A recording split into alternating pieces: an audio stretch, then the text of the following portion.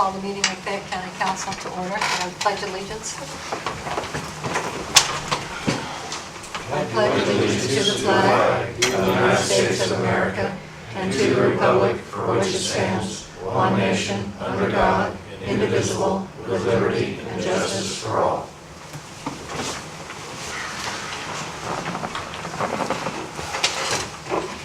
Everyone had an opportunity to read the minutes for the last meeting. Any questions? Additions? Corrections? I'll make a motion to be accepted. I'll second it. Moved and seconded that we approve the minutes. Any further discussion? All in favor? Aye. Opposed? Meetings approved. Minutes approved. Mail. Any mail? Debbie? No, I don't have any mail for council.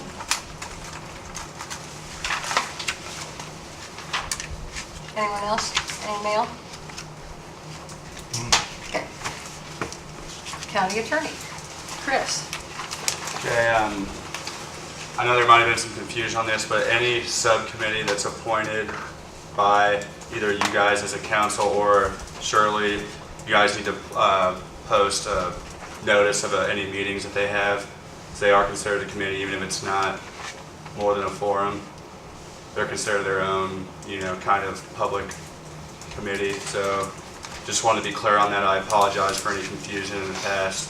Just be sure that we give the proper notice for that.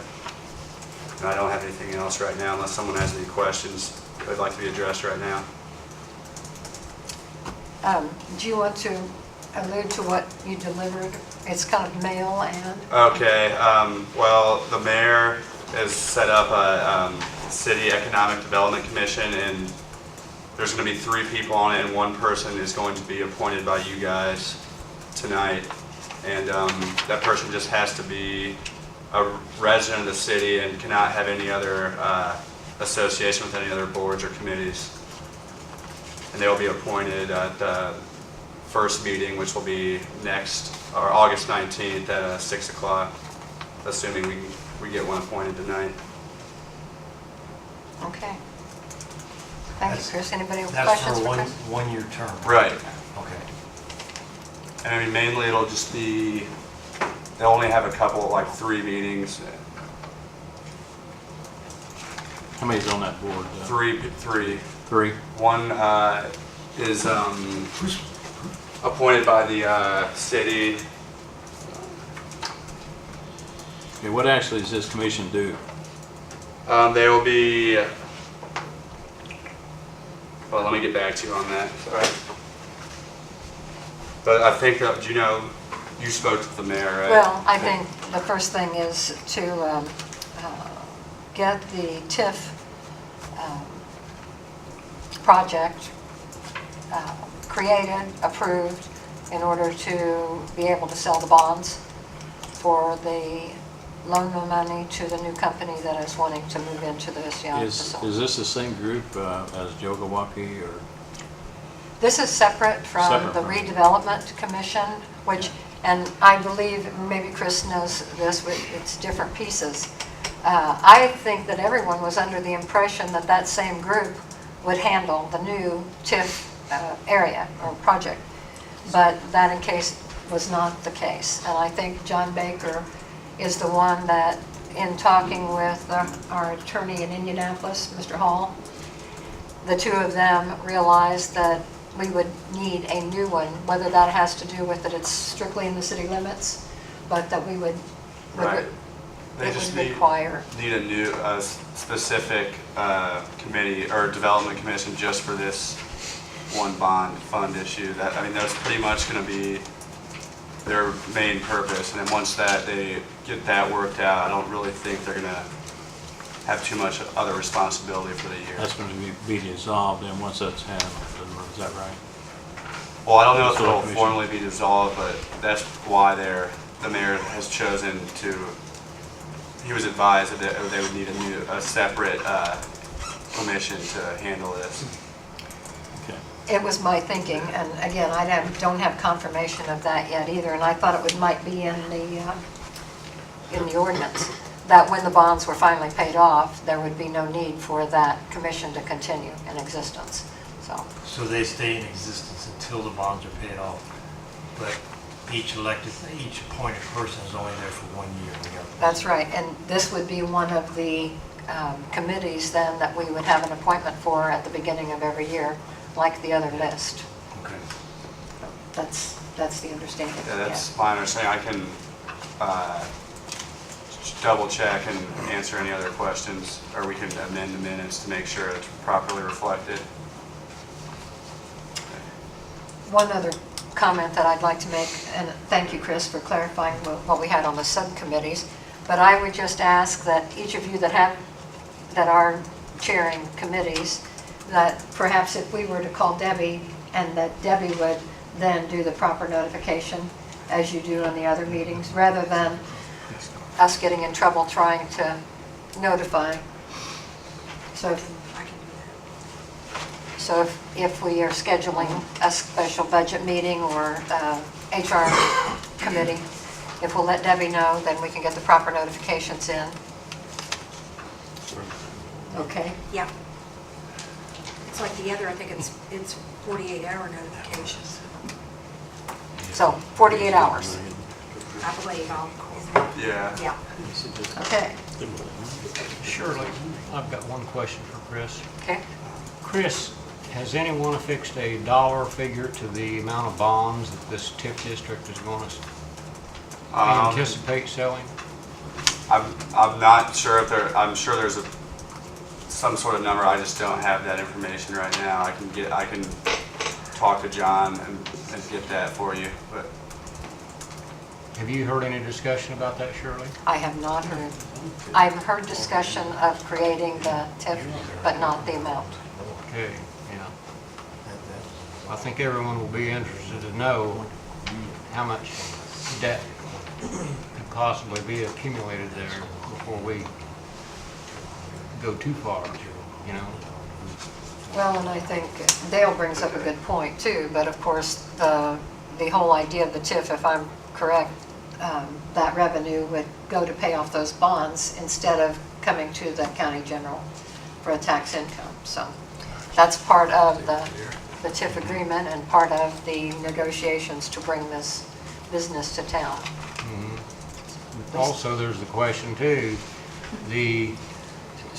let's say that the new TIF district proceeds and is successful and this business locates there. It would of course carry an assessed valuation. Now, would that assessed valuation be carved out of the total AV for the county? Because if it's not carved out by the DLGF, it would raise the total AV of the county and lower the rates for all taxing units, and therefore hurt everyone else's ability to raise needed funds to operate with.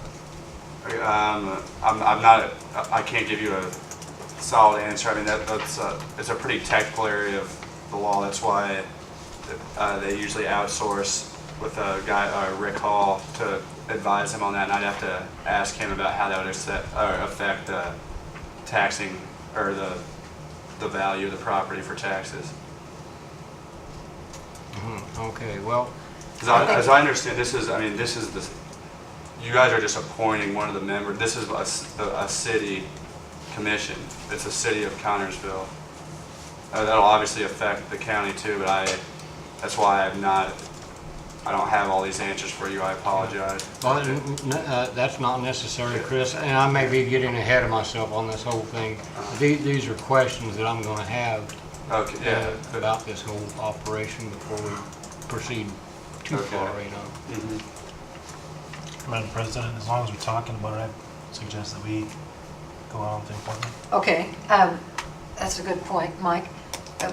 We were trying to determine where we wanted to add into the agenda the council appointment for the newly created.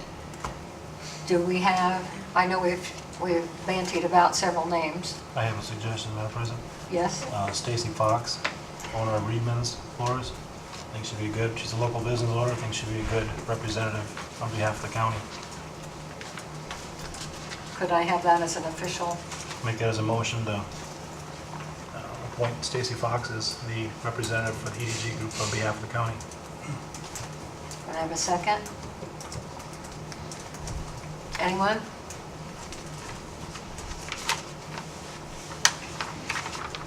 No second? Chris, this is another question. Am I allowed to second that motion as president of the council? No, I don't think so, but you could, I don't know. Debbie, have you been in that situation before? I don't know, Barton, have we on commissioners? Well, commissioners, you can, because. I'll second it. We'll solve that problem. Okay. Thank you, Les.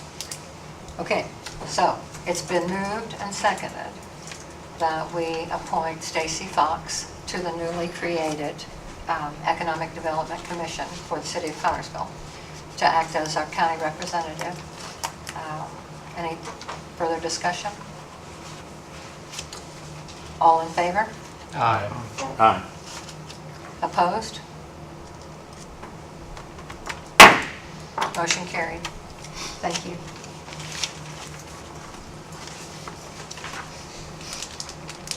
Moving now down to reports. Commissioners representative. Barton?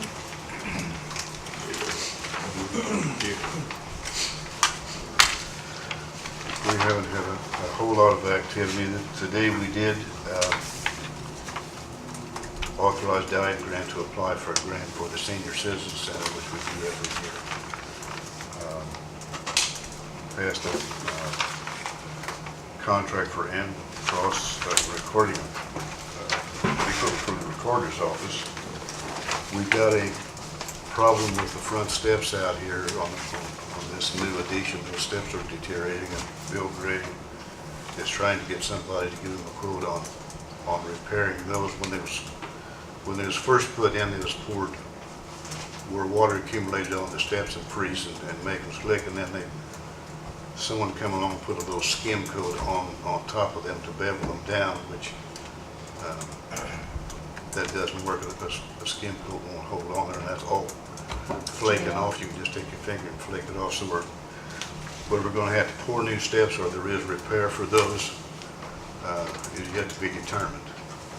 I met with Bill Gray and a contractor out there this afternoon, and he was going to see if there was a possibility of those toe strips that are out there on the end right now. If you'll notice, if they make a cap that would just completely cover the step and raise it up. Or another alternative is just to extend the step out.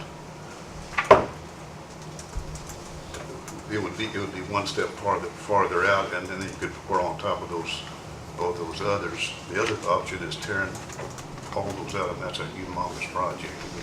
We don't want to do that if we can, but we're trying to get close to see what would be the most effective economical solution to that problem. The next, I guess, the big item is after last month, the commissioners contracted with an engineering firm to look at the highway garage bins when there was such a big conflict. One report said the building should be condemned, and then last meeting he wanted us to go down and repair it. We got the engineer's report back, and you should all have a copy of that report we got from the engineer. I won't read the whole report. The main crux of the matter, when he come down, I told him there was two questions I wanted him to answer. One was the building safe for our employees to be in, and the second was the economically feasible to repair it. And if you look on the second page, it says the engineer at the inspector did not recommend vacating the structure. The building can be expected to continue to rot and experience movement over the upcoming months of operation. Continued movement combined with severe weather events is a concern. Repair of the structure does not appear to be a cost-effective solution for the amount of deterioration observed during the inspection.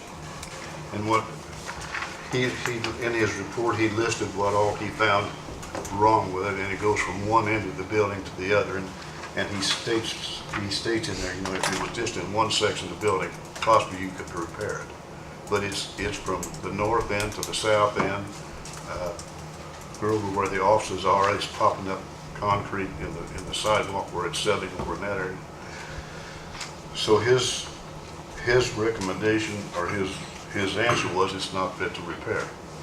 So this morning, the commissioners passed a motion that we would not repair the garage, that we would pursue either building a new building or purchasing an existing building. So you need to discuss that tonight, and for you to appropriate the money, my understanding, you have to have a hearing next month. Has to be advertised 10 days in advance. Right. We need, you know, the building shot, it needs something done to it, and so it's time to go ahead and do something. If any of you have any questions? So you guys passed a motion this morning that you're not gonna repair the building? We did. Okay, so you did say you're gonna repair it? We passed a motion stating that we're not going to repair the Okay. building, What that are you we gonna are do? going to build a building. What are you gonna do if the money's not available to find another location, or? Well, the building will just sit there, I guess, Russ, but it's Well, not, what are you gonna do with the people in it? Russ, that's why I'm asking you. That's why I'm asking you to appropriate the money to get us a building. The building is not fit to repair. You're throwing good money after bad. Now, we got another report that Jim had a contracting firm go down and look at it, which is a good contracting firm. The items in there that they said they would repair does not near cover all that's the matter with that building. You know, it's just, the economic life of a pole building is 25 years, that's about 30 years old, and it's just shot.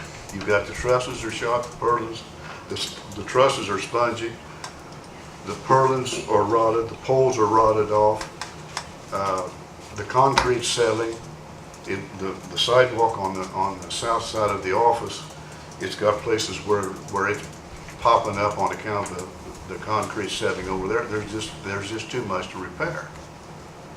You know, I see we, as part of the county, do have the money to fix it. You know, we've got, all the buildings in this county are in good shape. The annex, the jail, the courthouse, there's just minor things that need done to them.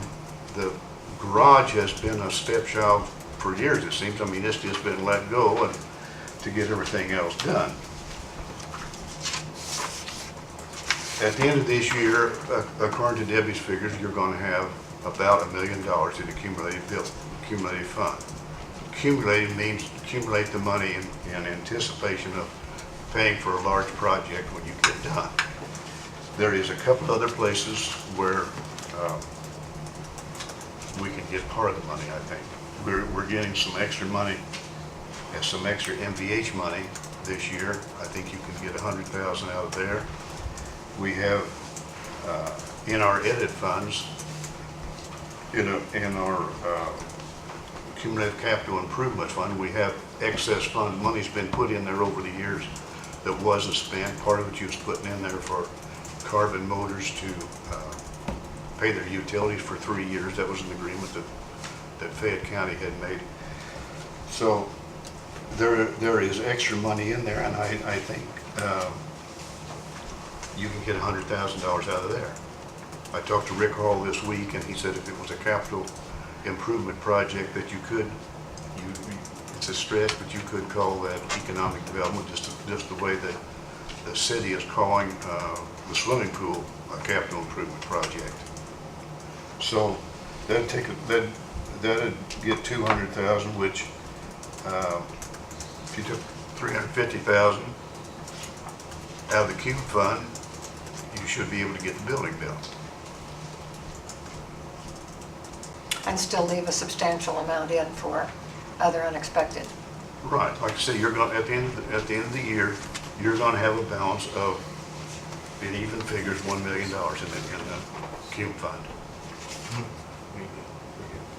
Martin, did you call Gary Finch and talk to him about his bid? No, I didn't. On repairing the building? No, I didn't, Jim. In fact, you didn't even tell me you was getting a man to bid on it. But I just got that last, what day was it, last Thursday or Friday? What day was it, Debbie, that I got that? I think you brought it in on, I don't know, was it Wednesday or Thursday? Yeah, put one in each one of the boxes. no, I didn't call, and I don't have any doubt that what he says he will do a good job for the amount of money he specified. The problem is, the items that he said that he was going to repair does not take care of the problem. There is substantial more repair problems down there than what he anticipated doing in his report. That's why we hired this engineer, a civil engineer, to come down and look at it and examine it and give his report of what all's the matter with it and what would be the best measure. If we could repair that building for $40,000 to $50,000, it would tickle the commissioner to death. But you can't do it. The building is shot. Why don't you go? According to the registered engineer.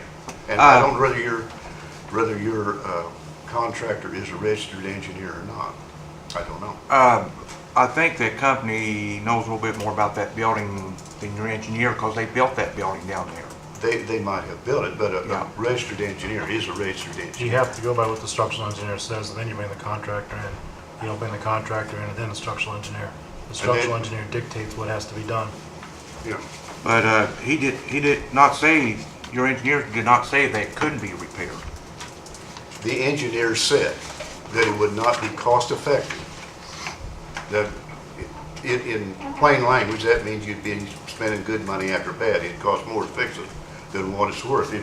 If you fixed everything that this civil engineer said needs done, you would be dismantling the whole building.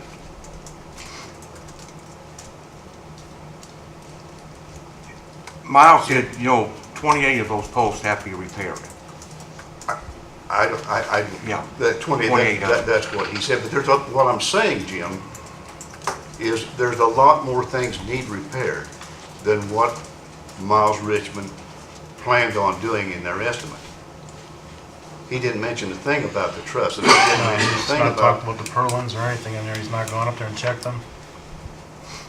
Well, in addition, even if it could be repaired, it's my understanding that there's not enough room to repair the trucks indoors that we have. there's not dump enough room trucks. to repair the trucks, there's There's not not enough enough room room to keep put truck. all our equipment in. Like I said before, you don't see any of these farmers sitting out here with all their high-priced machinery sitting outside.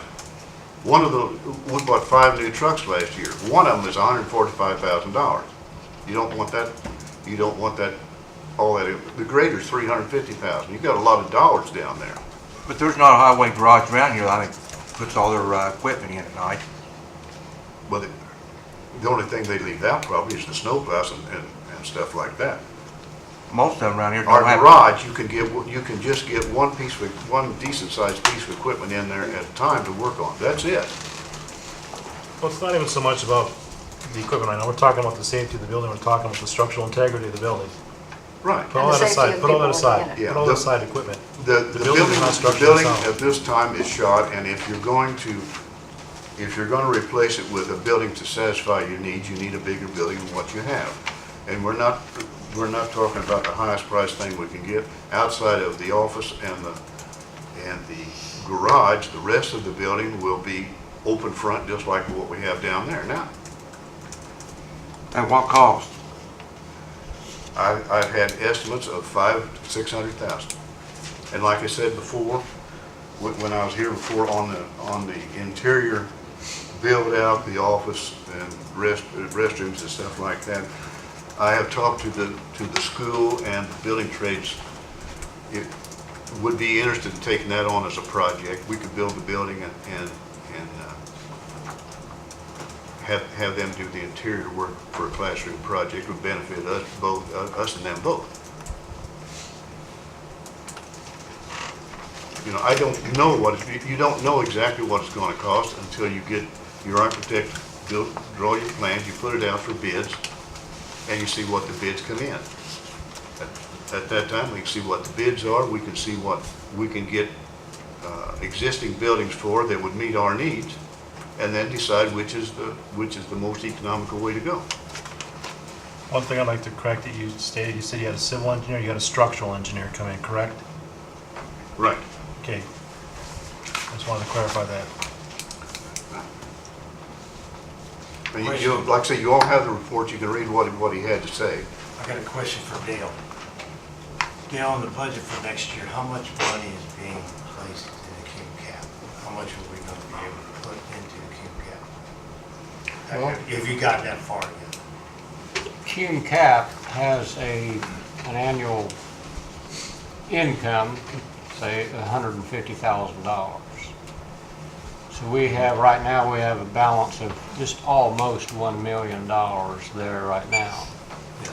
So you can figure on $150,000 a year coming into the Cume Cap fund. We don't touch It would be nice to Right. to be able to use that cume cap money for your general fund. I understand how tight that is, but that's not an option. You can't do that. Mark, Debbie has given us the figures. For 2010, we received $164,633. 2011, $223,903. And 2012, $148,206.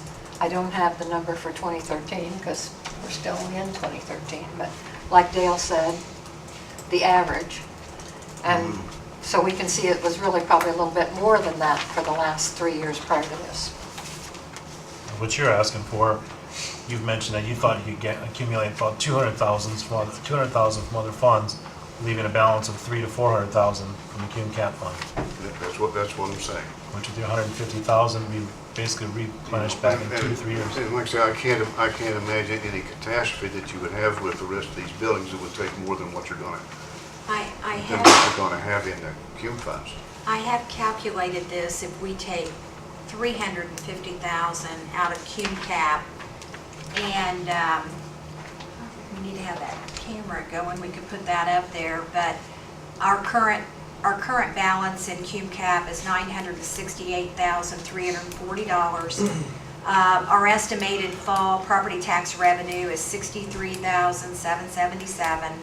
Estimated excise, financial institution tax, and commercial vehicle excise tax distribution will be about $4,541, minus the balance in the appropriations through the end of this year at $87,502.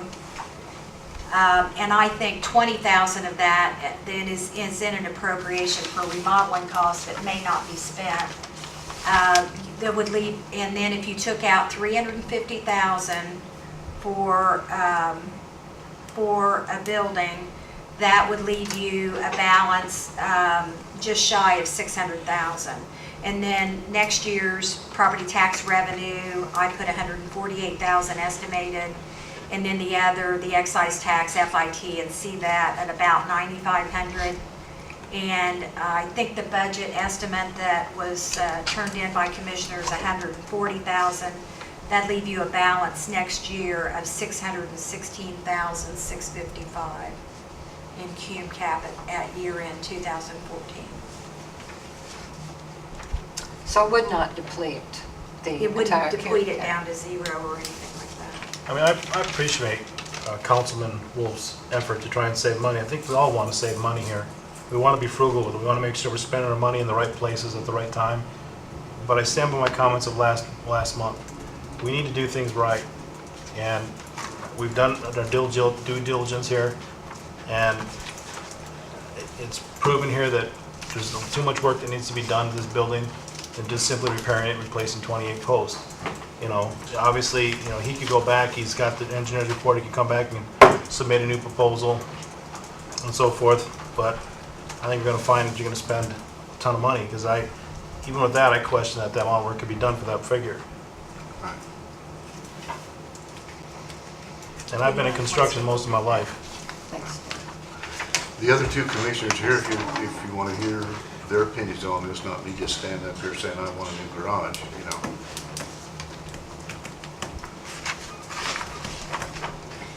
Have you got any other questions about the building, or why you think we I need got it? a question. Okay? Instead of building one building, well, why don't we divide that up into like 3 different sections where you'd have one for your machinery, one for your shop, and one for your office space, where that way later on, if something should happen, you know, like a fire or something, Well- you ain't gonna lose everything. The biggest reason, Mark, is it would cost more to build 3 buildings with accumulated square foot than it would one. Yeah, but you wouldn't have to put it all up at one time. Well, you wouldn't have to put it all at one time, but in the end, it would cost you more money. And you can anticipate costs rising from here on out. Plus, like I say, if you've done it all at the same time, 3 buildings will cost you more than, 3 small buildings will cost you more than 1 building, but you gotta put ends on all of them. You know, and it burns down or blows down, hopefully that high-priced insurance we've got to pay for it. You're gonna pay engineering on 3 buildings, architectural fees on 3 buildings, and 3 Submitting the pours for concrete approvals. slabs, and 3 fees for grading, even over the course of Really, time. really what, you know, it's the commissioner's responsibility to maintain the buildings. What we need is a commitment from the council. You can spend X number of dollars, and when you do that, then we'll try and take care of our responsibility and get the best building we can for the money.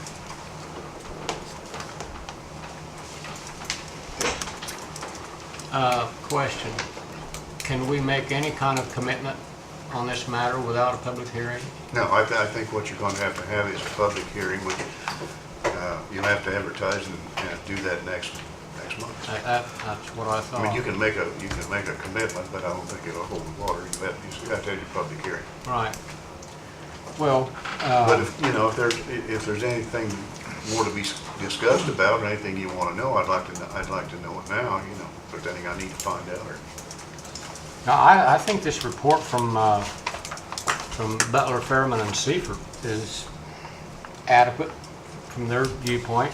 The Miles Richmond estimate that Jim came up with is also interesting, but obviously we're in no position to go one way or the other on this tonight. But I do feel like that sufficient evidence does exist to warrant a public hearing on the issue, and I would so move that we authorize the auditor to advertise for a public hearing next month, and us make a decision on this next month and put it to bed. I'll second that motion. It's been moved and seconded. Any further discussion?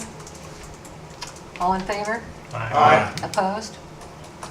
Thank you. Carried. Martin, I got one question. That's fine. I know one of the 2 existing buildings in the county that you had looked into, I think one is a reasonable one.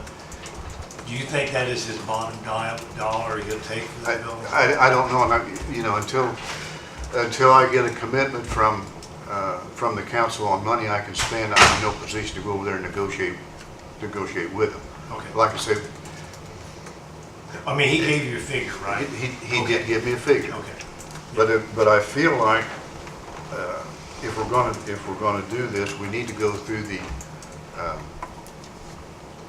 hire an architect, get some plans, get bids, see what we can get a new building for, exactly what we need, and then negotiate with the people who have buildings where they're willing to sell to us, and at that time decide which way we want to go. Okay? Okay. Now, this is just a public hearing and we're not going to do you're not going to advertise for any kind of an appropriation or anything additional. You're just going to have an open public hearing to, I guess I'm trying Well, to can we do understand it both at what the I same need to time? put in. I was gonna say, You let's, could, if, you know. Like you Dale could said, I always- would like to get the answer and do whatever we're going to do. yes. So why can't we have our public hearing? When the public hearing's over, then you can have your discussion and vote on what kind of appropriation you want to make, if we get that deal. You would have to, you could initiate as commissioners, because you control those funds, you could initiate additional appropriations on those funds, and then bring that, and that would be also part of the discussion, I guess. Otherwise, you're waiting another You're month. waiting another month. I think we ought to do it all. Like I said, we Well, might not yes, agree, but we have talked it to them. of course, you would have to advertise for an additional appropriation, because no matter whether we were building a building or repairing the building, it's still going to require an additional appropriation, right? Right, we just have to know, Okay. we just have to know how much we're gonna have to have additional appropriation for, Okay. you know.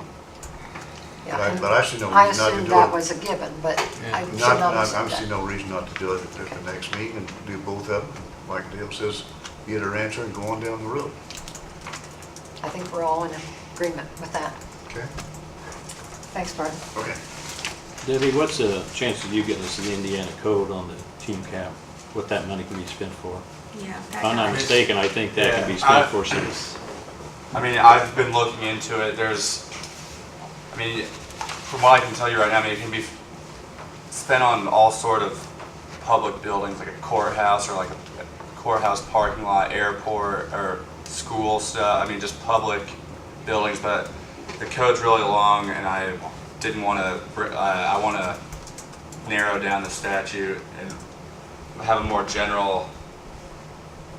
Be able to tell you generally more what it's exactly what you But can I'm do. sure there's things in there that doesn't pertain to buildings.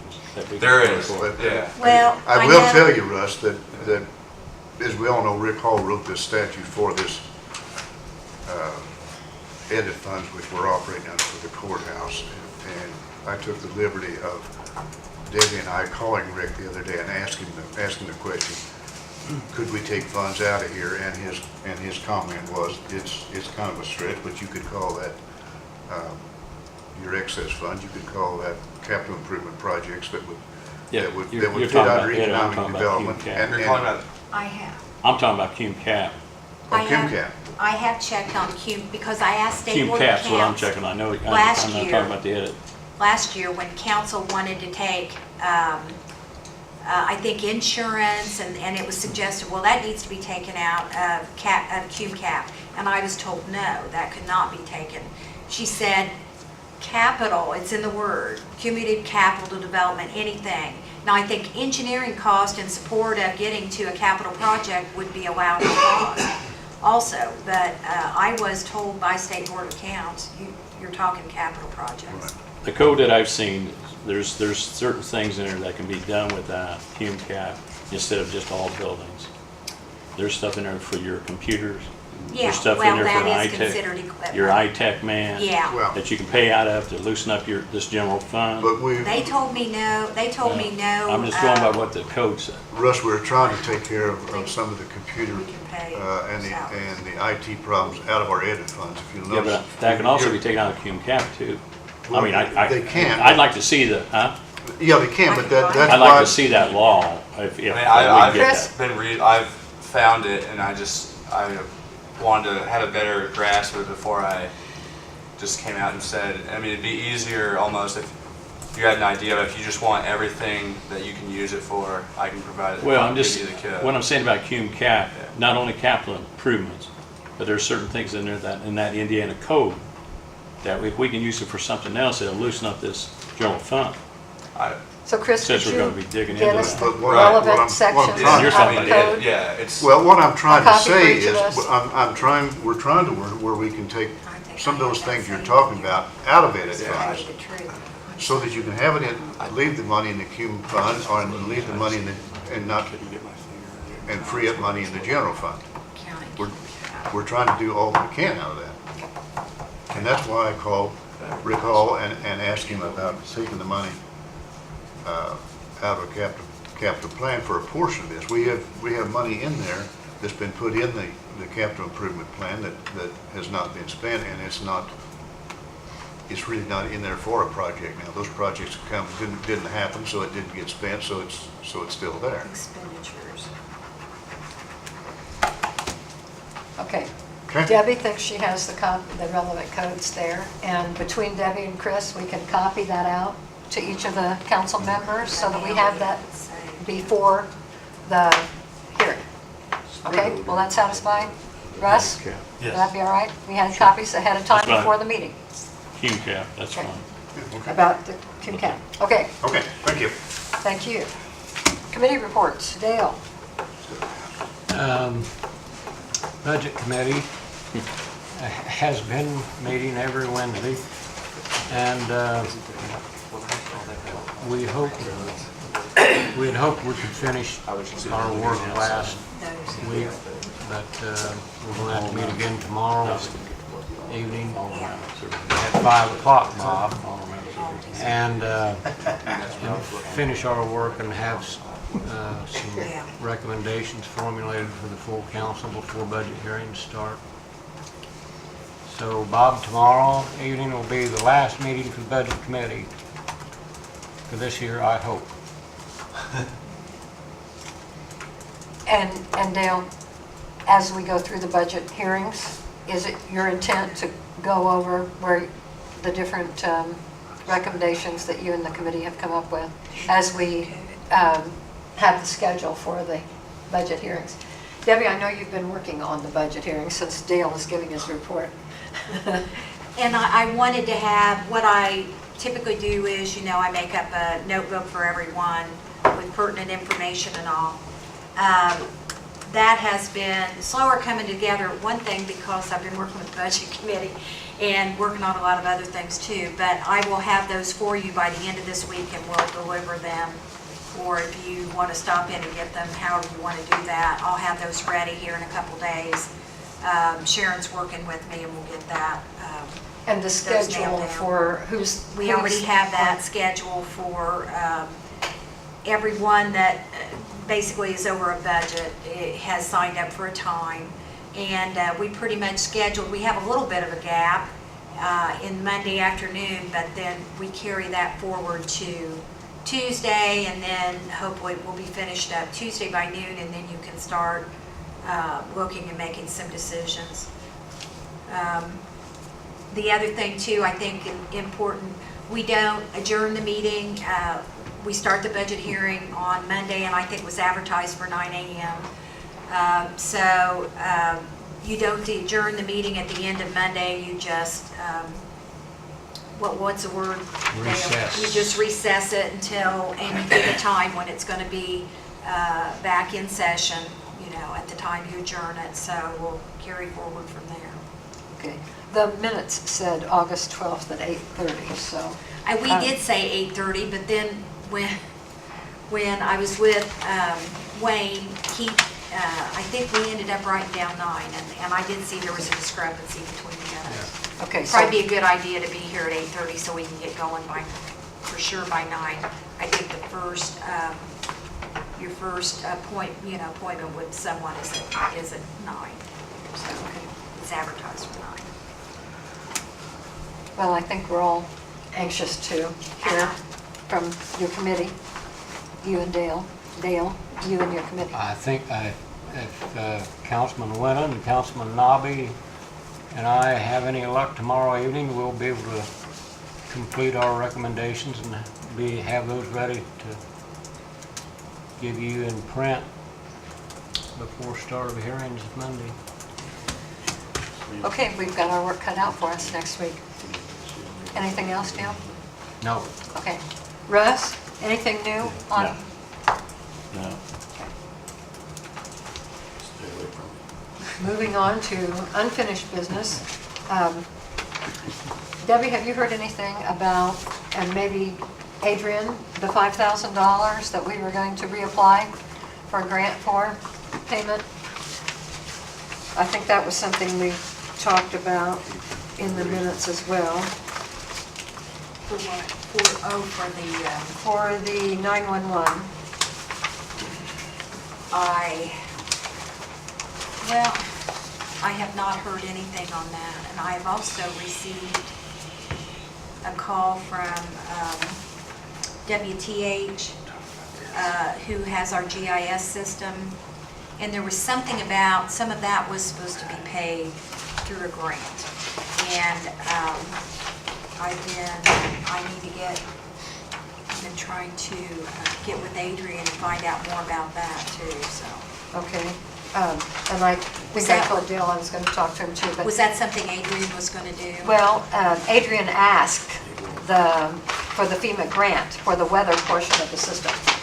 And so the intention was to reapply for that, and I just wondered if we'd heard back from that, because that'll be pertinent in the budget as well, so. You need to discuss that. Okay. We just had a 911 advisory board meeting this afternoon at 1 o'clock, and Adrian was not there, and there was no talk at all about this subject. Okay, so there's probably no news yet. If there's any news from Adrian, I haven't heard it.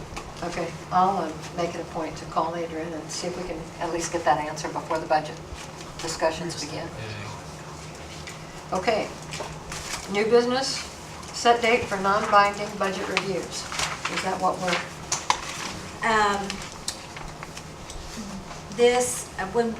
When we met with Wayne, we did discuss this.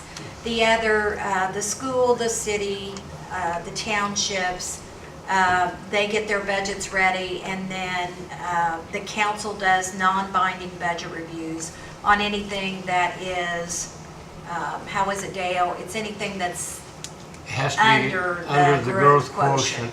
Yes, which is, under the growth? If it's over the growth quotient, then we have to do a binding review versus a non-binding review.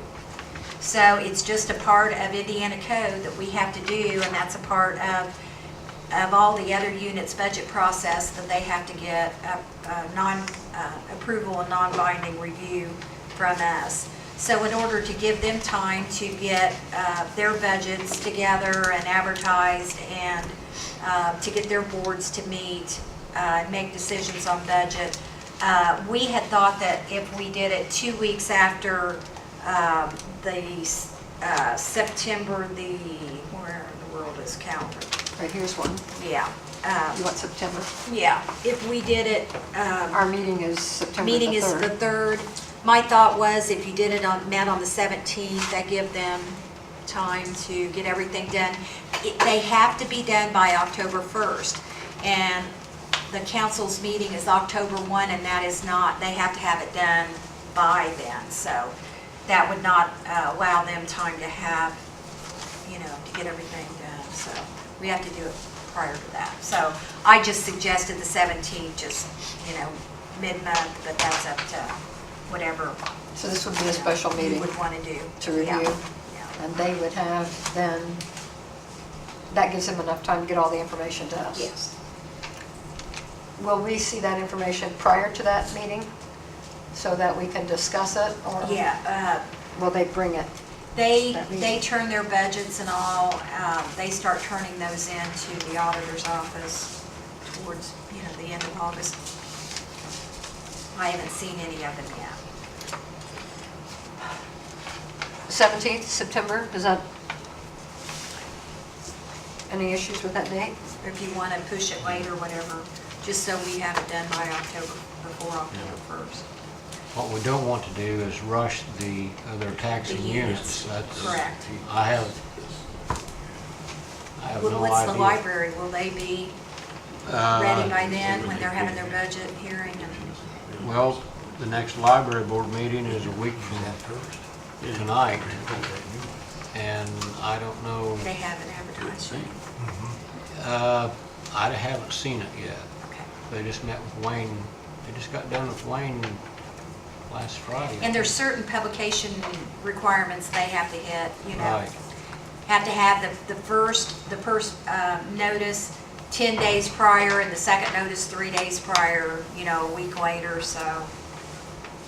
Well, if we set the September 17 date for those hearings, and it appears before that all the taxing units are not ready, could we re-advertise legally and move it back another week?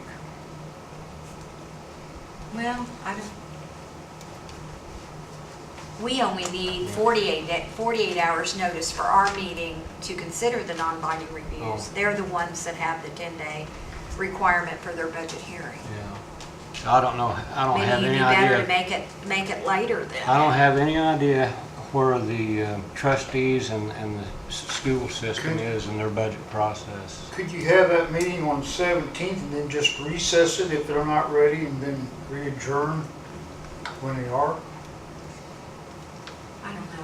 For the 10, who needs the 10 days? The 10 days is prior to a budget hearing. So this is just the council's non-binding review. And that only needs 48 hours? Yeah. So so you're asking if we could move back the council's non-binding review? Yeah, meeting? we thought, I had initially thought maybe the 17th. I think I think Wayne was telling them, you know, we would probably have them, I just pulled that out of the air because it was, 2 weeks after your other meeting. If you wanted Councilman to make Nobby it was the next- asking is if we start we- the meeting on the 17th, Just and recess. they don't have their it if they're information, not and ready. we recess it until the 24th. Is that? I mean, that would still fit the requirement that you could, if you And are we actually giving notice of could- this one, then giving notice of the next, providing a week, because if you only need 48 hours. You could give notice and then cancel it, I Right. think, couldn't you? Mhm. And If they aren't ready, they'll have to just notify They're, us. they are, they're under the same budget calendar pretty much that we are. Okay. And we are looking at adopting ours at the September, is it 3rd meeting? September 3rd meeting, yes. Yeah, that's when we're looking at adopting our budget. So that really gives them 2 extra weeks. Yeah, that gives them Very 2 good. extra weeks. I would think that is sufficient. I think that's what we did last Why wouldn't they be year. ready? I Why wouldn't they be ready? don't know why not. Why If we're they- setting the date, why wouldn't they be ready? Yeah, they should have time, yeah. They should And, be. and Wayne right, had but- give them that date, so I think we would be okay to do it on the 17th. What time, Debbie? I just do it at 6 o'clock. like 6 we do p.m.? the meeting. Could I have a motion? Motion to have the non-binding budget review meeting on 9/17 at 6 PM. Second.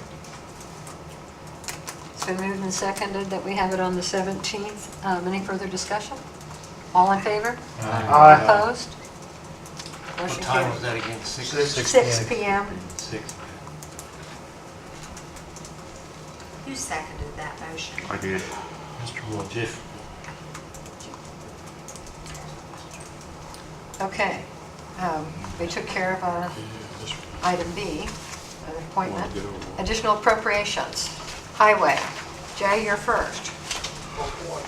Health insurance and liability casual insurance.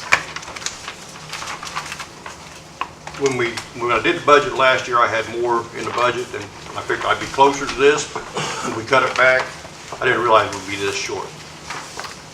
Because we're 110,000 short on the health insurance, and with what I changed the liability to, we're 16,882 short on it, according to Debbie's figures. And we've got money coming in through MVH, a new draw, and extra money coming in for the last 4 months of this year, enough to cover this. So we won't be hurting ourselves with it. We just use that money to cover this, the way we figured it wasn't, Debbie. Yeah.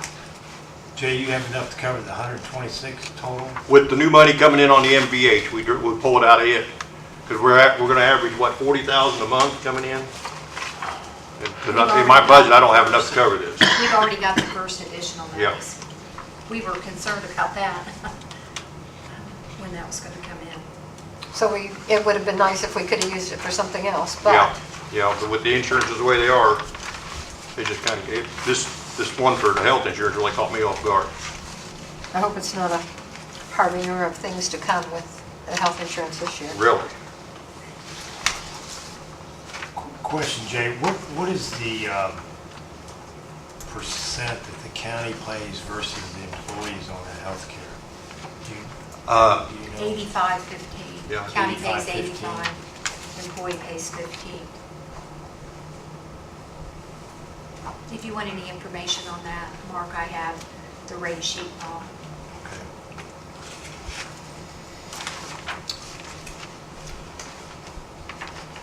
Any other- Second question, on the liability, you're asking for 16,882.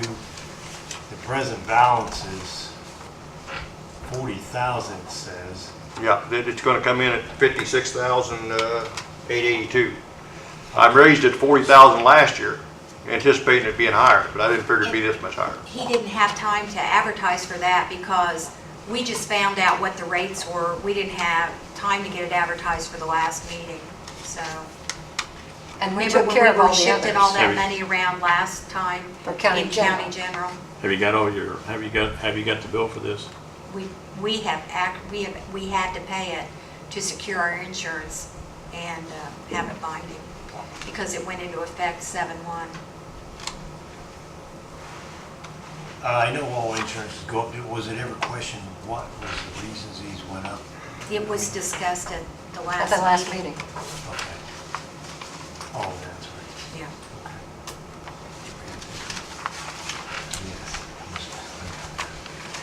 What say council? I make a motion to approve the additional. Second? It's been moved and seconded that we approve the additional appropriations for the health insurance and the liability and casualty insurance. Any further discussion? All in favor? Aye. Opposed? What'd you put in for this year, or next year, Jay? 300,000 is what I put in for this next year. And that might And be, ain't enough. for health, that might be a little short. That ain't, yeah, I would think it's short because we're I may good. have to change Got that on the budget. 310 already. I may have to go back and revise that and take from somewhere else and add to it. You're gonna have to revise your liability too.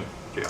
Well, and then you just never know, because he had an employee that quit, and then the employee that came in needed a family plan. Well, that's additional cost, but you just never know, because, you know. Well, and what were you saying, the ratio of claims to premiums? Well, but that didn't have anything to do with that. We're It still didn't have paying to what do was with, set, right, yeah. it didn't have to do with, but it We just can cut it. always, will have to do. And when this appropriation was set, we didn't know what our health insurance rates were gonna be for 2013. That's always the problem. And I think the only claims we've had on the liability is when they stole off the pug mill, and that's it. So I don't understand why it's so high, but it is. But it was 2 times. 2 times, yeah. Do you have stuff Thank you. down there, Jay, that's on the liability that should be taken off the liability? I've still got some old trucks down there we need to get rid of that are on it, because we use them every once in a while. Some of the ones were replaced. I was keeping a couple of them around for hauling cement in, so we don't bend up the beds on the new ones, to try to make them last longer. But if it's gonna help the insurance, we can get rid of them things. That's no big thing. I don't know if it helps it or not. I mean, I don't know just how wonder, much we it'd got help. stuff on here. It would. We did look too, I think we may get some kind of adjustment for, he's looking at raising the deductible on that, Yeah. on those, but, yeah. He said just basically, I think we had full coverage on a lot of things. Anything a certain age and older, just drop full coverage on. And How many dump trucks you have? I know you got the 5 new ones. We got, let's see, you would ask me that. We got 5 new ones, and we got 4 others that we're using, and we got 2 little ones and 1 other old tandem that we've got sitting right now, that we just keep around for spare. The 2 small trucks, they're not worth putting out on the road. It takes too much to repair them to get them back out on the road. The 2 single axles that we replaced. But the tandems we can use, or if we haul cement, we don't tear the beds up on the new trucks, because it beats the daylights out of them beds when you dump that cement in them, and it just bends them, and it weakens them. It just makes them kind of washboard on the inside, and it's rough on them. And if they're sitting there, they're not costing us nothing except for insurance on them, because we're not putting no money in them. They just sit there and wait till they're used. It's kind of like having a I spare. think we need to get rid of anything that we Yeah. can down there.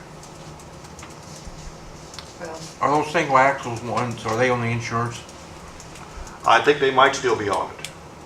If we're not using them, I think we ought to get them off as Yeah. soon as possible. you had that one that was the only kind of decent one you had left. You Yeah, know. I keep it for You wanna spraying keep it. calcium. Yeah, that's what I'm keeping those single for calcium. Jay, could you Jay, bring could that you- list when you come Yeah. for our budget? Yeah.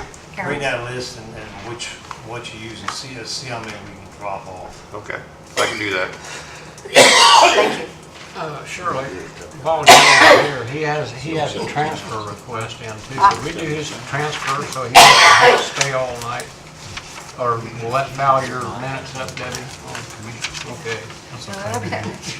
Can we jump ahead and talk about Jay's transfer? Need some radio repair work done, Jay? Yeah, we're having trouble with some of the radios and some of the equipment. And I'm taking money out of tires and tubes and putting $1,500 over into radio equipment so we can replace some of the radios. They were supposed to have been all ready for this new system, and I think some of them still aren't up to code for it. And so we're gonna have to do something with them, and we only got about $300 in there, and that won't touch a radio. They're about $500 a piece. Okay, you were at that 911 communications meeting with me today. These radios you're planning on buying compatible with what we were talking about They all, today? yeah, they got it all being to do, the low band frequency on them. They all gonna be compatible with that. Okay.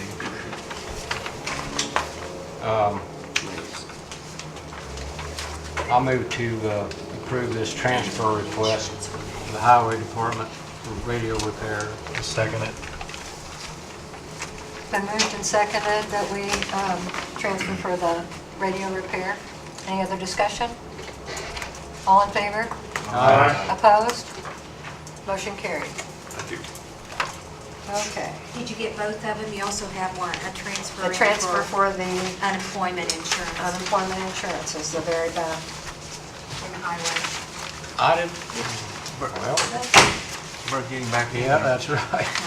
One more time, is he gone? He There he done is. took off. He took off. That one was separate from the other one, and I Yeah. didn't. That catch one it. I saw, and I And didn't then- see the other one. For instance, we pay a percentage on the first $9,500 of wages for each individual. Well, when you had a guy quit, you'd probably already paid his, and now you've got a new guy, so you have to pay the first $9,500 of his, so that would make it your unemployment, Oh, okay. unemployment insurance. Yeah, here. Another transfer request for. Yeah, $1,000 coming out of garage and building repair. We need, that's a good one. That's a drop in the bucket for what needs to be done down there, There goes one of your posts. Could we have a motion? going into Motion to unemployment. accept this transfer request from garage building repair to unemployment. I'll second. Been moved and seconded that we transfer the funds for the unemployment. Any other discussion? All in favor? Opposed? Transfer. I think you can go I now. think Okay, you thank took you. off Thank you. now. I think that's all your requests there, Jay. Thank you. Item B, edit funds for the security system and courthouse utilities. Ben? Yeah. Good evening. As a part of the capital improvement plan, there was a $30,000 allocation for a security system project within the courthouse. The commissioners meeting of July 16th, they accepted the proposal from the IT department. That first page from the package you had when you came in tonight, the total project cost is $29,402.20. This encompasses a 33 camera solution that is capable of handling up to 64 if with additional camera purchases. The cameras are indoor-outdoor.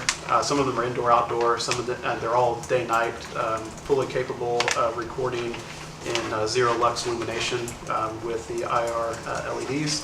And they can record up to almost double the resolution of a high-definition TV. So these are very nice cameras. Again, there's going to be 33, both in the interior and exterior of the courthouse. I'd be happy to answer any questions you might have. When you record something, how long will it keep it? We are utilizing a 8 terabyte storage unit. So with 33 cameras, understanding that some of those will be recording at higher resolutions than others, I'm ballparking about 30 days worth of recordings.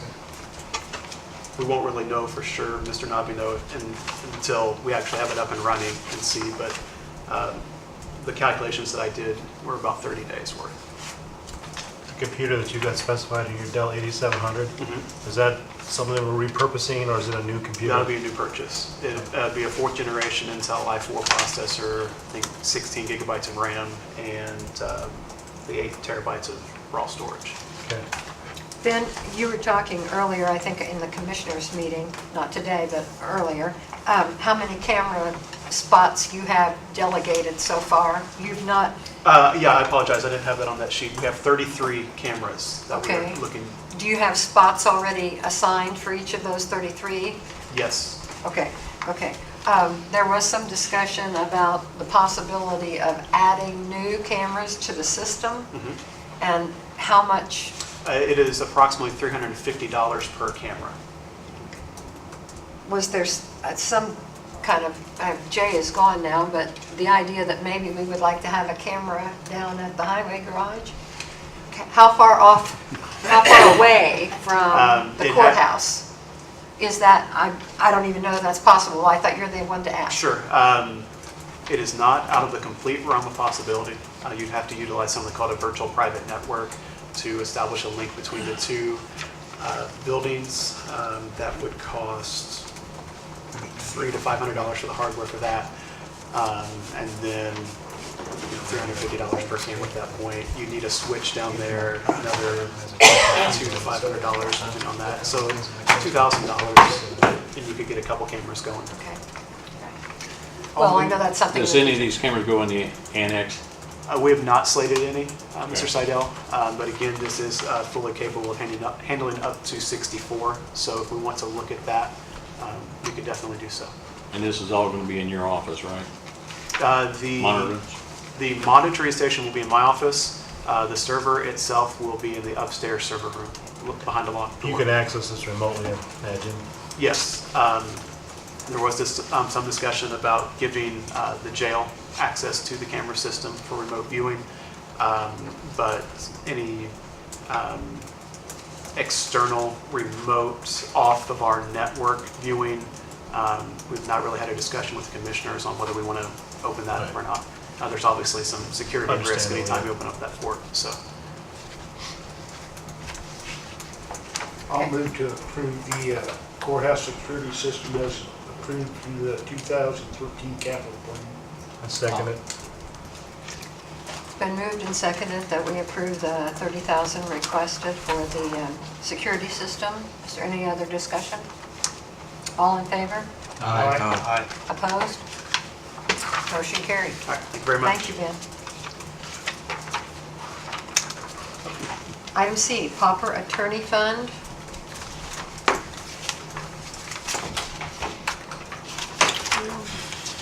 That was a request made by Judge Butch, and that is outside of it's not part of the pauper attorneys where we normally pay for them.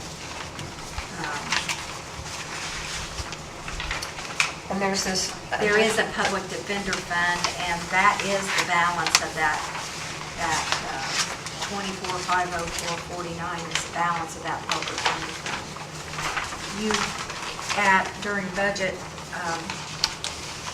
during last year's budget, that her request got reduced, I believe. Because I think she'd had $50,000 request in there for circuit court pauper attorneys when they're assigned by the judge, and you have $25,000 in Superior Court. I think the circuit court got reduced to $25,000. There was, from the initial 50,000 request. Do we have a representative? No. I told them what time. Ron, do you know the money that goes into the public defender's fund, it's a separate fund? Do you know where that money comes from? It's through fees collected by the clerk, but I'm sorry. yeah, I think it's just a part of that whole fee structure when it's paid into the clerk. But that would basically, looks to me like maybe anywhere from a low end of, $539.50 a month to a high end of $1,790 a month gets deposited into that fund.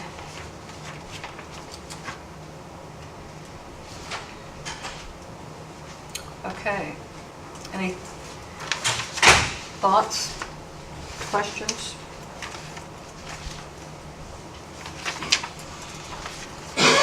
can you interpret this, the cash balance? And maybe you did and I didn't. This other report here, is this, Yeah. there's an attached report? Are they, is this That's- something we? That's mine. I mean, we- that's report That's from your my report. office. Is this Yeah. something we need to respond to this evening? Is it critical, or can we wait until I have, Judge Bush? I have no idea. What you see before you is kind of all I know about it. Okay. And there wasn't even a purpose, which obviously the first purpose would be to pay for proper attorneys as assigned by the circuit court judge. Gentlemen? Debbie, is our pauper attorney fund empty? No, this is different. We have our $200,000, that is our contracted pauper attorneys. And then there are other public pauper attorneys that are assigned by the judge on certain cases. You know, Judge Ertl may know more about that than I do. I just know that because they, like I said, they had money in their own, like Superior Court has $25,000 in their county general budget, and then Circuit Court had asked for $50,000. I think they had kind of had $50,000 and asked for that again last year, and then council reduced that to $25,000 in the Circuit Court's county general budget for this year. So, and that is evidently depleted, so. Since we don't have anybody here to explain it, I just make a motion that we table it till next month. Second? I'll second.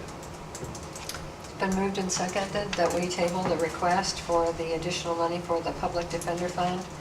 Discussion? All in favor? Opposed? I think Motion. it should be noted on record that if they request something like this, somebody should be to explain it. When they. You seconded that, didn't you, Mark? Yes. It's kind of complicated with the payment. Okay. Item D, County General, Sheriff's Gas and Oil. Why didn't we move the table? Thank you for your patience. Oh, you're fine. What can you tell us about $4 gasoline? I think we're all getting around. I put in an additional $30,000 for gas to finish up the year, hopefully. It's going to put us just probably where we were last year at the end of the year. With that being said, at this point last year, we had 3,822 calls. So far this year, we're at 4,591. That's 769 more call incidents at this stage we were last year.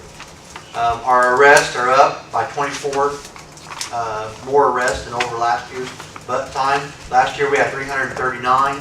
This year we've had 363. What this does is it raises up our vehicle use. Okay, we've had 2 pregnant inmates, females obviously, and those have required numerous transports to doctor visits. Okay, our doctor and nursing staff take care of them the best they can, but they have to go through other doctor visits. We're required to transport them, and I'm talking a couple of times a week each to get them there. Our RDC transports, which is where the prison is, those are up by 3. Prisoner transfers, those are a little bit down, only by 5, but better than nothing. Mental health transfers, which are taking people to the mental health hospitals, those are up by 6. We no longer go to Reed anymore to take them there. Everything now is at least Muncie or Greenwood. We're required to do all those transports per court orders. The city police pick them up, they get them checked out at the hospital, they're required to go to one of the mental health facilities, we have to take them. The sheriff's department does that. How it ever got to that, I have no idea, but we've been doing it since I've been there, since '89. So, Was that ever different? I mean, do you know? I don't think so. We have always provided prisoner transports. Okay, when they're taken into somewhat of custody, even when it is ordered to be taking them to one of the hospitals in Greenwood or Muncie, up at Ball. Those are court orders, and once a court order comes out, it's really on the sheriff's department to do those transports. So Even if the city picks them Yeah. up, has anybody approached the city about sharing this cost? I don't believe it's ever been brought up, because when it says, when the court order comes out, it says that the Well, I sheriff will. understand that, Yeah.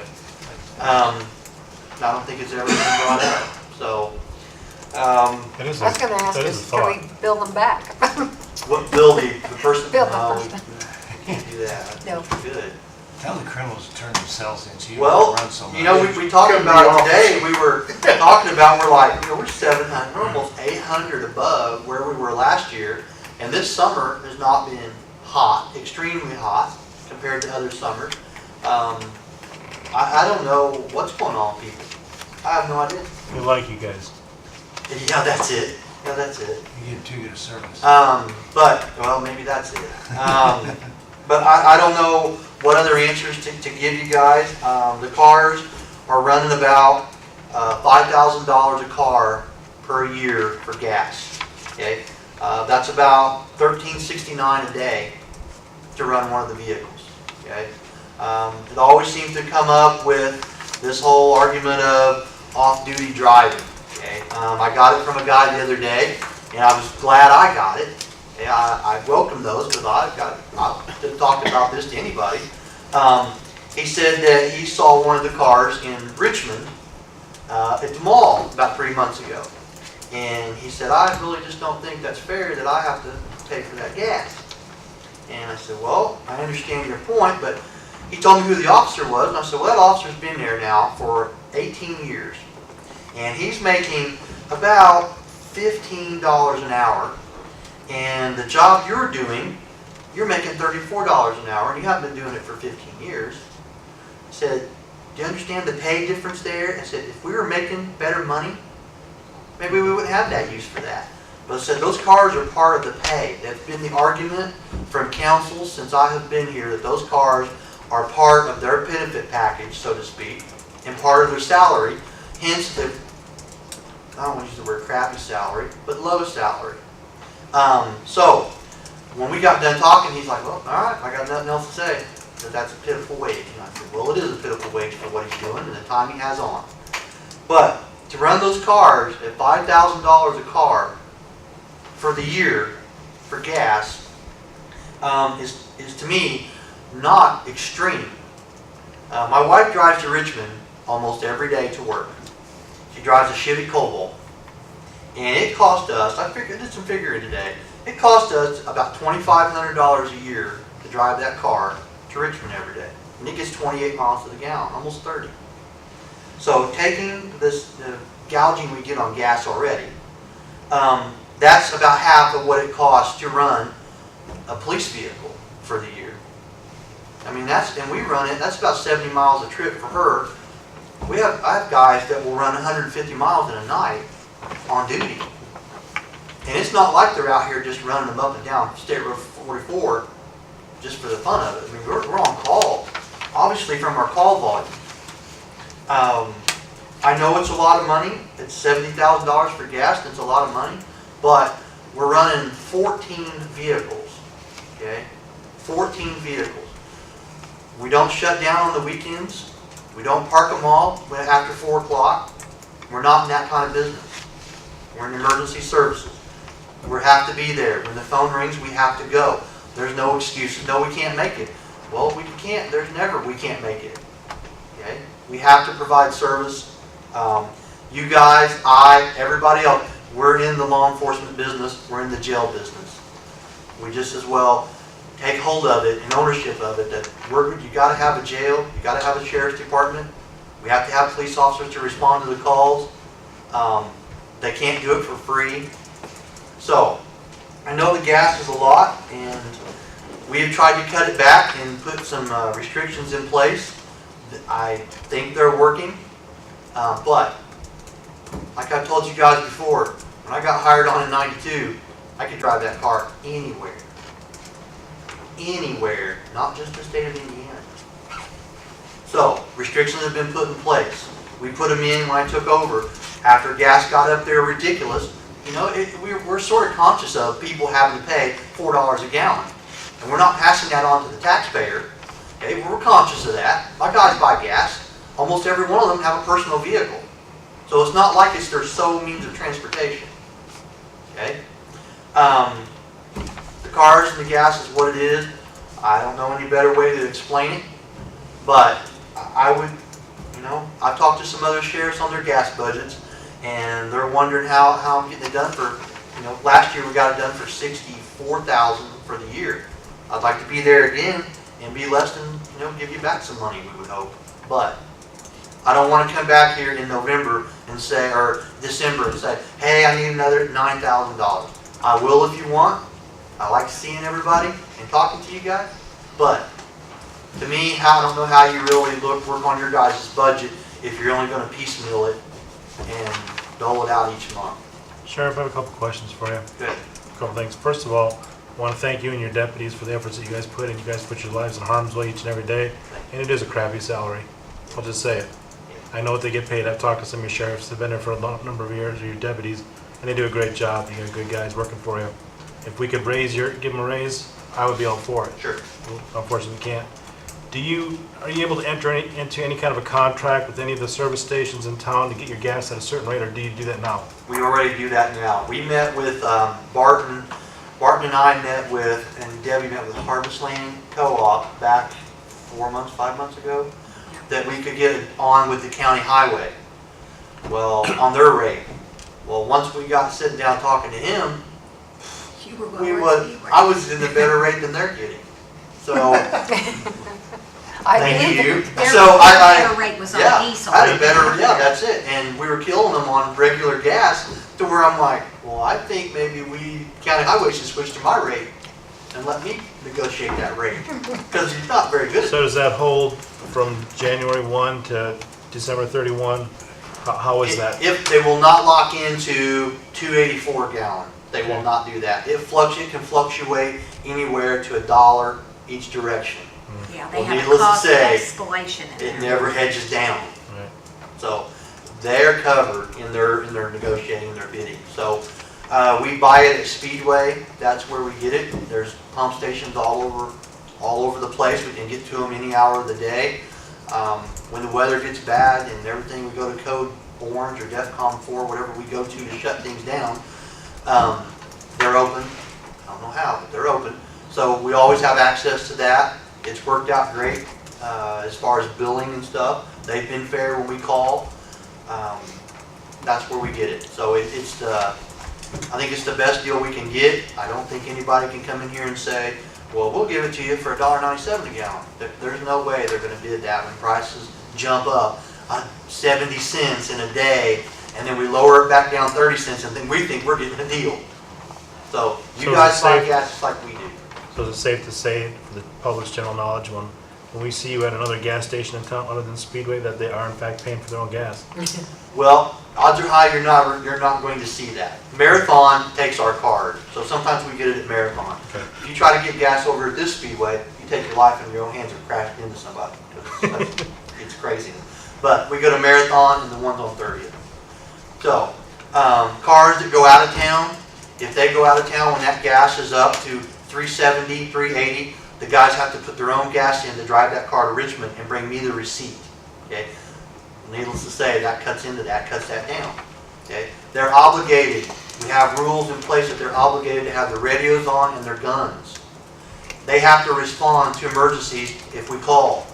If somebody's broke down, they have to stop. They got their family or not, they have to stop and give aid to that motorist. If it's a phone call or radioing in to have somebody else come, they have to. So sometimes when we say, well, I'm going to run my car to Richmond and back, well, if I've got my wife and kids, this sometimes isn't worth what you can fall into. Okay? We've unlocked.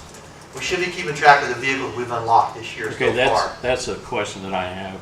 Why are we unlocking cars when the We- city doesn't do that no more? No, they do not. I know it's a service, but it's a service that now that is costing us money, and we need, if we got a deputy out at Orange, and they got a lockout up here at Walmart, Okay. here we come. If they will only do lockouts if we're not busy.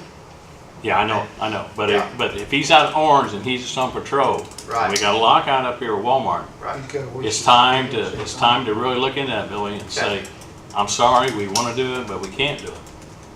I mean, that's, You want me to eliminate lockout? well, I mean, I'm just saying that that's something to look into with the gas the way we're Well, how doing, many do because you we have? don't need them coming all the way in from Orange. Well, I mean, if I- he's on patrol, and Right. I understand, but why did the city quit doing it? Cost you much, don't it? Yeah. Turn up the I'll door. be a minimum charge. I would have let that one go. Are you liable if you damage the No, it's locker? not effective, it's not a form. We've already been through that, it's not Russ? a form and What? they don't, so. About the city, I don't think they have stopped doing lockouts completely, because I recently, in the Walmart parking lot, sat and watched city police come and unlock a car for a lady that had accidentally locked her 2-year-old Yeah. inside. That the may- car. that is a different situation Right. They are, than yeah, just coming up or forgetting your keys. I'm sure they are making exceptions for cases like that. Well, I'm sure they are. I guess I look at it is, if we're not busy and they won't come from Orange to go do a lockout. That's really extreme. Yeah, well, it is extreme, but it's been done. Okay, if they're, I mean, that's just my opinion, but it's been done. okay.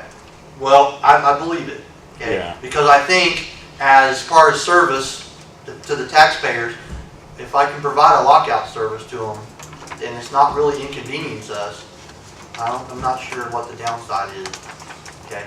So, they're out here driving around anyway, I just. Well, see, that's the same thing we probably do with the MVIN checks too. Do we charge for those? No, we do not charge for VIN checks. Do we do them? Yes. See, that's a couple trips too, Yeah.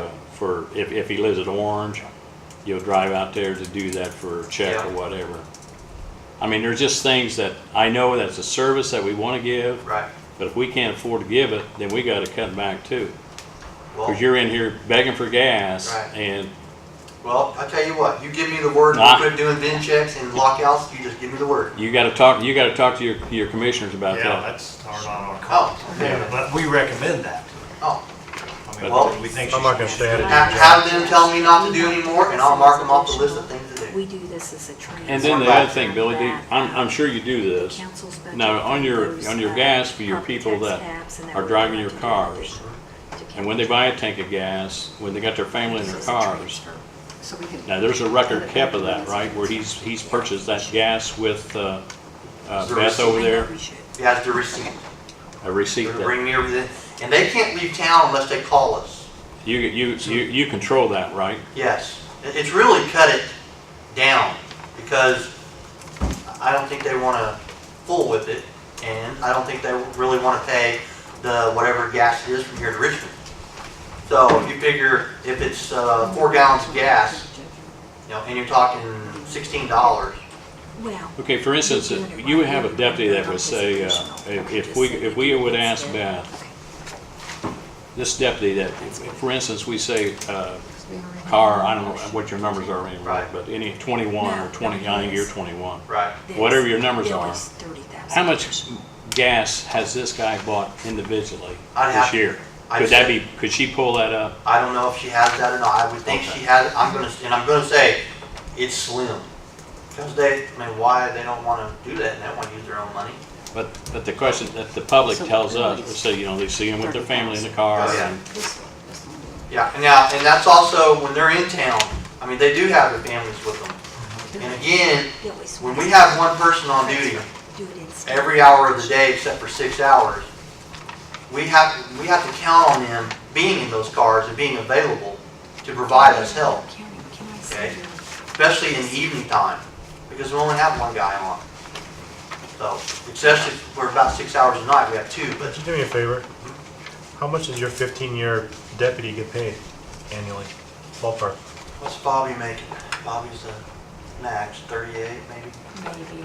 Maybe. Here, I have it here probably.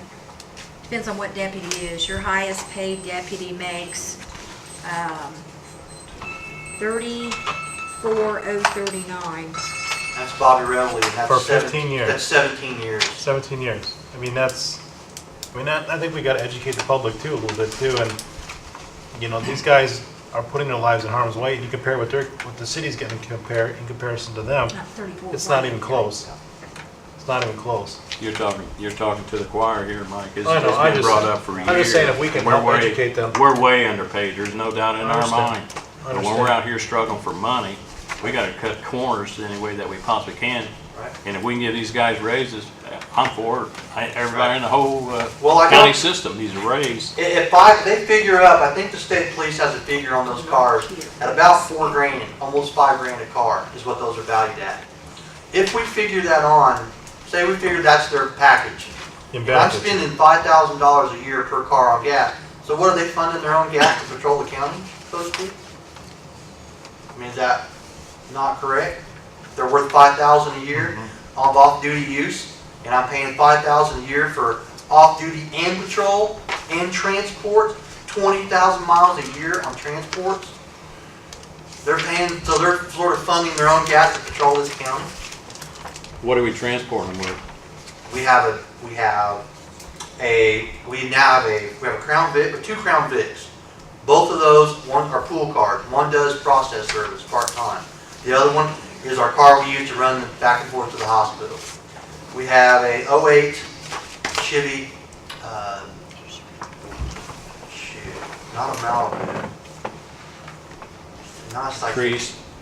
No, not a Caprice. That's the next one down. Impala. Apollo. Impala. We switched to that as our main transport car. It's getting almost 30 miles to the gallon versus the Crown Vic that they get 18. Okay. When we have after-hour transports, if it's my other process server, he has an SUV. That's what he's issued. So if we do anything out of town, we try to use the Impala just because of the gas amount. I mean, we just done one the other day that is 4 hours one way and 4 hours, it's almost a 9-hour transport to take one guy back to prison. Billy, So, Debbie has brought up something that instead of an additional appropriation, that perhaps we could view this as, rewrite it as a transfer. The council has circuit breaker tax Tax caps cap. in their budget, which is kind of a dummy line item to make sure you budget around your tax caps, and they have that in there. And rather than do an additional, they can do a transfer and transfer out of that fund and into your fund. It gets you the money. Okay. It just does it a different way, and we don't have to add an additional through the end of the year, which fine would with be, If that would be acceptable. that's my suggestion. As long as he gets the money. Pardon? That'd be done That's all he next wants month. is the money. It can be done now. It can be done now. They That's don't fine have with to me. be And advertised. we can change this from an additional appropriation request to a transfer request. okay. And I think, I Guys didn't in think charge. about that when you put it through, but And where does that money come from?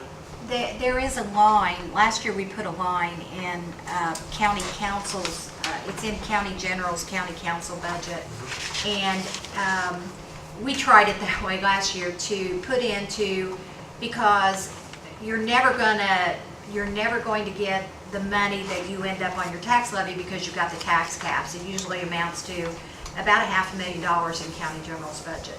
Right. So they went ahead and actually budgeted for $480,000 in that line, knowing that it wouldn't be spent, but it would get your bottom line here and not have to think all the time, Okay. well, wait, we're not going to get all We're that gonna money, get so it I've got all. to subtract that out.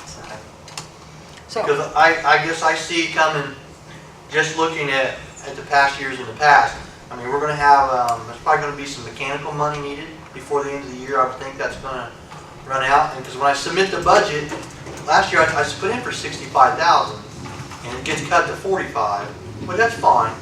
So I'm gonna be back. So I don't know any other way to put it, but I'm gonna be back. I think medical, we got some medical issues coming. I don't think they're drastic, but we're trying to keep that under control the best we can, but I'll be back for some of that, I think. Other than that, Did we put enough for food? I haven't checked. I haven't. We're running pretty good on food. Yeah. Surprisingly, we cut that, but we don't have the DOC prisoners, so Uh-huh. that's good there. We don't have the DOC prisoners we had, so that cuts down on food. But with that being said, I mean, Saturday night, we had 101 people in jail. I have 113 beds. So, I mean, 101. You got any problems inside your jail as far as problems with your doors or anything like that? Yeah, that comes and goes. Bill works on those things. When they mess up with the little solenoids and stuff, he tries to stay on top of that. But that's just one of those things that I mean, we're never closed. There's a lot of problem. So everything runs non-stop. So, but our prisoners, I don't know how, we can't control the population in the prison, the jail. The policemen are out here doing their jobs. You know, that's what we don't want people out here breaking the law, so we're putting them in jail as fast as we can, and they're not getting it. So, Billy, one problem I got, and other people told me the same thing. And I think in the future, we should look at, just as you said, more fuel-efficient vehicles. We got a lot of Durangos, which are notoriously bad gas mileage. Just like the Impala you said gets 30. And I know that's probably twice what the Durangos get, over twice. Durangos and Dodge, and I've had both, are notoriously bad vehicles on gas. So I think we should seriously look at, when we replace vehicles, look at a front-wheel drive, which will get you around in most weather pretty good. There's only a few days you need. I know you're going to need a couple four-wheel drive SUVs because of weather and conditions where you got to go. But I think that's one thing we ought to look at. I know that's not our call, but I know it's the commissioners and what you buy. But I think that's something we should really look at. well, I see that argument to an extent until you have come out here and rode and worked out in the county in vehicles, and the car versus the SUV, there is such a difference in, I don't want to say comfort, but in ability to do your job and the service you provide. And we're talking, you're talking a Crown Vic. That thing gets about 18 miles to the gallon. When these new trucks we just got are averaging 16 or so. Okay. The last tank of gas I just had through there was 16.3. So for 1.7 miles a gallon per difference versus the car versus the truck, but the state police have used cars forever and they get around just fine. And we use just regular cars forever until just recently I don't think they're on our They're county. also not on county roads, Yeah. like the state County police on road, the I highway. understand that, but the state police, I see them out by my house on county roads all the time. yeah. So I don't think that's an argument there. Well, when you sit there and say we, I mean, Mark, I have never seen you in a vehicle with one of these in my 20 years. So when you say we say the state police, the call volume, when you're comparing the two and the service that's provided, when it gets bad weather, the state police handle the interstates. That's true. That are plowed. I understand. Okay. I understand. We get the interstate, the state plus county. I understand, but Okay. I'm saying we've used two-wheel drive vehicles for a long time until the last 7 years. 7 or 8 years. State police's only criteria was crossing over from one side of the interstate to the other and how they handled it. And they did that between the Taurus and the Charger, and the Charger came out on top, better gas mileage, better crossing. They're not concerned about Don County roads. That's not their deal. It's, I see your point with I that. understand, okay? but I'm just saying, I think we're very top-heavy in those type of vehicles. That's my opinion. Gentlemen, Okay. how about I make a motion to transfer the funds for the gas that he's requesting. I'll second. it's been moved and seconded that we approve a transfer request from for the Sheriff's Department to cover additional year's gas purchases. Any other discussion? Sheriff, do you offer ride-along so we can, Anytime you want, okay? anytime, just say when. Thank you. I'll All in take you up favor? on it. Who's second? All in favor? Aye. Opposed? Councilman Wolf seconded. Motion carried. Billy, thank you for Thank your you. Good to have interim you. report as well. Okay, all right, have a good evening. Okay, where does that take us? Judge Erdl. Oh, I did No, have an wait, additional. I'm sorry. I'm sorry. Spoke too soon. There's an additional, into, in edit funds, courthouse operating fund of $105,000. We depleted the county general utilities budget when we had to transfer last month to pay the property and liability tax. So if we use, if we do an additional in this budget, which has the funds to take care of it through, you know, unspent appropriations we've had in there, then we will save county general, won't have to do it at county general, that'll be that much less spent out of county general funds, and we will pay our utilities through year end. Did everybody find that request, Yes. the commissioner's request for the operating fund? Questions? What say you? I move to approve the additional request for $105,000 pay utilities. Seconded. It's been moved and seconded that we approve this $105,000 additional request. Any discussion? All in favor? Aye. Opposed? Motion carries. Thank you. Okay. Judge Ertl, I think we're there. Thank you for your patience. Okay, I'm just here to tell you what I want to do with concerning replacing an employee. We have 4 employees. Amy, our bailiff, she came with the courthouse, I always tell her, and that's not talking about her.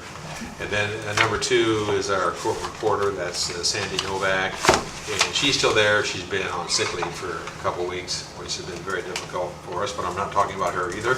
I'm talking about number 3, which is our full-time employee, and number 4, who is our part-time employee. And the third position, the full-time employee, left to get a better paying job a couple weeks ago. And what I want to do is replace her with the part-time employee, number 4, move 4 up to number 3, and then recruit someone to fill the vacant part-time employee. So I'm not here to ask for anything, just to tell you that. And because, well, when we had the vacancy, pulled out the county manual and followed it by posting the position around the courthouse. I have about 4 or 5 applications.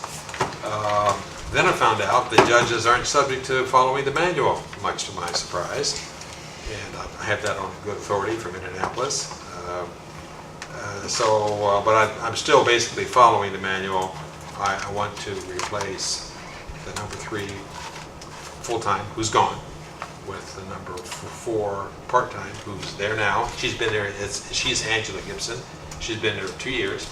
Everyone gets along with her. She does an excellent job. I'm going to move her up to position number 3. And then I leave the position, the procedure that I'll follow would be to interview the several applicants that we have, and if anyone's interested in the part-time position, we would hire someone to fill that position. I hope that whether the part-time position, we've had 4 people there, including the part-time, ever since I've been judge. I'm in my, believe it or not, 11th year. Will expire, my term will expire next year, which I'm going to retire. And I hope, and our funding for the part-time continues through this year, and I certainly hope that budget time you continue that, because we've really have a hard time the last few weeks, because our court reporter has been sick. Hope to have her back soon, and back to full-time soon. So, any questions? I've told the commissioners, I wrote them a memo a week ago and told them that I was going to be here today and tell you this. And so I was surprised actually that the judges aren't allowed to follow, are required to follow the manual, the county's procedures, but I am following it anyway. And why judges are exempt, I don't know. I think it's a good policy, and the county should have control of their employees, because they're your employees. But that's the procedure I'm going to follow. Any questions? How much is that part-time position pay? I think it's the same as, I think it's 16,747. I think that's the starting pay. You want the rest of this back? Yeah. Yeah, I'm The pretty, good- I the think good I thing- looked that up, what Megan was making. Okay. The good thing about moving my position 4 up to number 3 is that neither she nor her husband has medical, and that would give her medical benefits, which she does not have now in a part-time position. So she'd appreciate that. But she is a very good employee and would like to move. She's familiar with how we do things, and everyone gets along with everybody. So, any questions? Judge, do I understand you correctly? At the end of the day, you're still going to have an open part-time position? Yeah, when I move from number 4 to 3, number 4, the part-time will be vacant, and so I'm going to have to hire someone to fulfill that It's the position. same pay, 16,747, and that's the beginning At pay. budget hearings next week, we could possibly have a discussion of whether you can live with or without that part-time position. Yeah, I would like to have that discussion, but I certainly hope you will, is to keep that, because Well, I mean, when it's your time next week, we'll discuss it you then, you yeah. can come in and just have fun talking I'll about cry on your shoulder then. it. Okay. All right. Is it Remember, my he is a understanding judge. that that time I know. you would do a 144, or is You're this? what he Now, said, did you bring Dale. a 140, You don't have to follow them procedures. was I what he given said? a 144 I for don't know what this? Well, and now that I think about it, if I don't have to follow the procedures, I'm wondering if I could just go ahead and hire it on my own, or You don't even if even you need to didn't want show to. That's an interesting question. I don't know. But I'd like to certainly meet your budget requirements. Did you happen to bring a Form 144? I have a blank form, I can get, glad to sign it. Want me to do that? Okay. So- It's blank I'll move except to my approve signature. the Well, judge's, and I know what we have to fill in, so. I need a band. Okay, we have a second? Who made the motion? Mark Nobby. And who seconded? Councilman Plum. Wolf. Wolf. Okay, it's been moved and seconded that we approve the 144 submitted by Judge Erdl for a part-time number 4 person to replace the one moved to full-time. So, any other discussion? All in favor? Aye. Opposed? Motion carried. Thank you. Thank you very much. Number 11, patron concerns. Any? Anybody else? I'll move to adjourn. Thank you. Mark, I second? second. I'll third. It's been moved and seconded. Any further discussion on that? We'll adjourn. All in favor? Aye. Opposed? Meeting adjourned. Okay, well, let's go.